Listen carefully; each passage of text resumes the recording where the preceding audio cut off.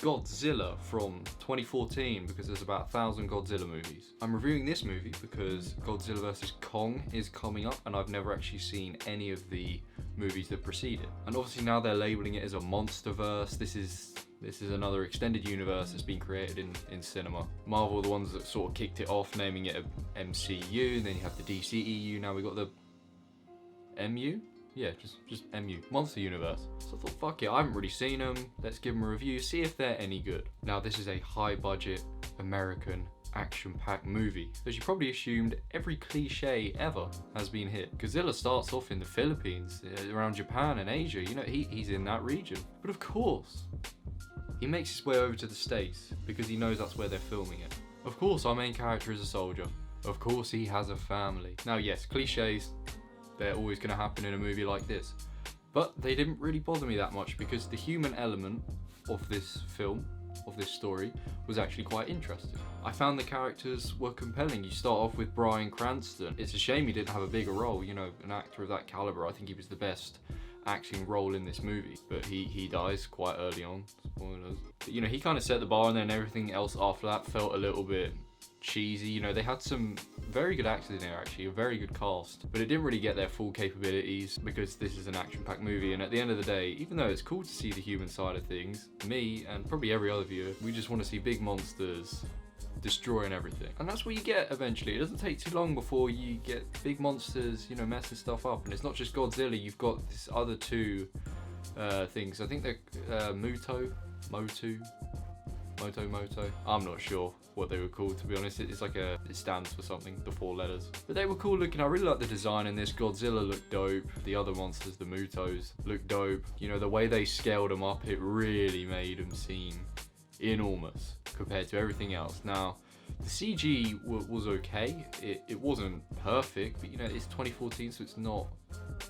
Actually, that's no excuse. CG was pretty good in 2014. I think it's more the scale of what's happening here. Like, you know, entire cities are being destroyed and you've got to have real things in the foreground, you know, like people, and then the background's got to be CG'd and the monsters. But it never looks poor.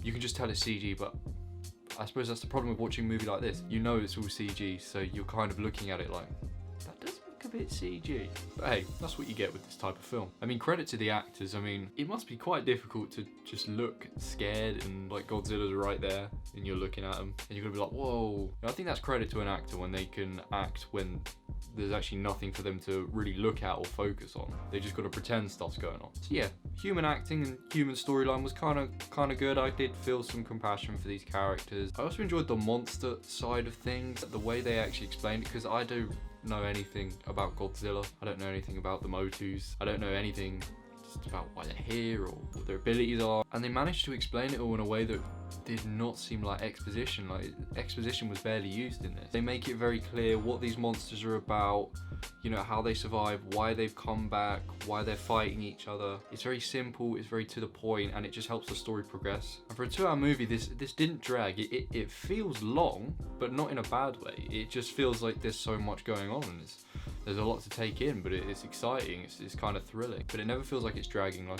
When we switched to humans and stuff, I wasn't really ever that bored with it. You know, obviously I want to see more of Godzilla and stuff, but the way they space it out and balance it out and pace it, it makes it flow very nicely. I mean, I'm sort of curious after seeing this how it's going to progress, because in the trailer for Kong vs. Godzilla, the humans are bringing Kong along so that he can take out Godzilla, it seems, because it seems they have a beef with Godzilla. I'm not sure how it gets to that stage. I'm assuming that'll be in the Godzilla sequel, because Godzilla saves the day here, and you actually kind of feel a bit of a connection with Godzilla. Sounds weird to say, but you could just see that it was like he was more of a defender more than a offender. He only wakes up because the Motu, I don't know which one it is. The big bat bird moth things. He only gets up to shut them down and destroy them, and he does so very beautifully. I particularly like the way he killed the second one, rainbow kissing it to death. That was epic. But you know, he does his thing. He's like, whew, I need a nap, so he just collapses for a little bit, and then he gets up and he's like,